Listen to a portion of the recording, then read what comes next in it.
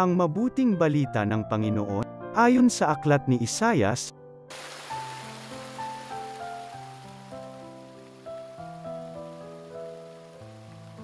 ang makapangyarihang Panginoon ang nagturo sa akin ang sasabihin ko, para tulungan ang mahihina.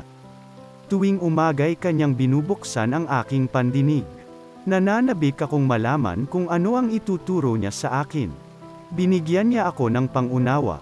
Hindi ako naghimagsik ni tumalikod sa kanya.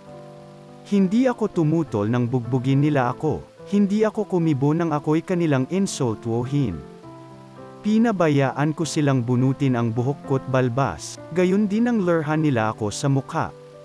Ang mga pagdustang ginawa nila ay di ko pinapansin, pagkat ang makapangyarihang Panginoon ang tumutulong sa akin. Handa akong magtiis na sampaling parang bato pagkat aking batid na ang sarili ko'y di mapapahiya. Ang mabuting balita ng Panginoon.